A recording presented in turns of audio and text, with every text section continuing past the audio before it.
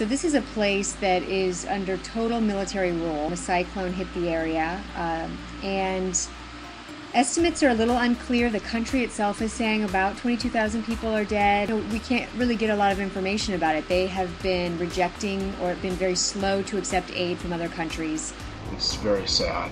I don't know what to say. It's just a terrible disaster. Now, I'm the chief United Nations correspondent for the Talk Radio News Service. I spend almost all day, every day up at the United Nations. I've been in briefings where they discuss the Myanmar disaster. But the UN is estimating right now that about 1.5 million people have been affected directly. The UN is saying that 22,500 casualties. This directly contradicts what the United States is saying, and coming out of the Pentagon, they're saying about 100,000 casualties. But in reality, nobody really knows. Great report, Dan. What's sad is what's going on the local level is keeping what, in our case, a federal government can do to help. I really feel like the cyclone in Myanmar, though, has basically shown a spotlight on this country in a way that really has never happened before. This is a very bizarre country that aid can't get through to people. I think we all want to know what's going on. We want the answers. Hi guys. This weekend there's going to be a global day of action in the world in major cities.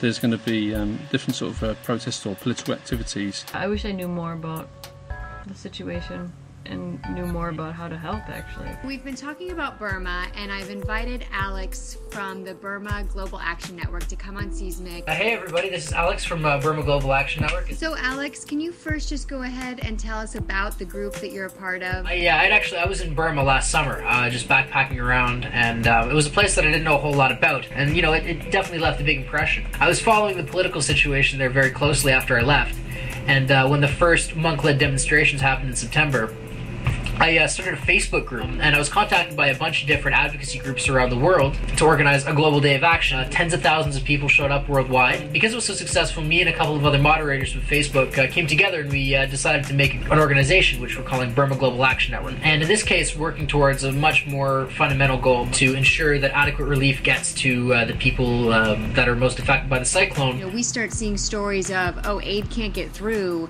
and then we really start wondering, like, what is this place? We want to know more.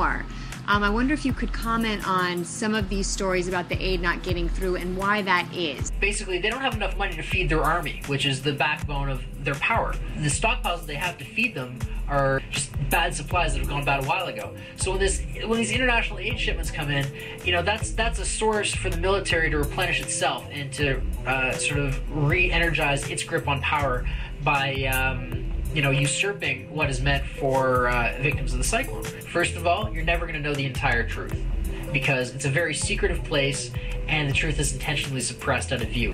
And two, generally, the worst thing you hear is absolutely 100% true. So there's no doubt in my mind that all these stories that we're hearing about the mismanagement of aid is absolutely true. I was wondering if you could tell us a little bit more about the junta. A junta is a group of high-ranking military officers who control the country as an oligarchy.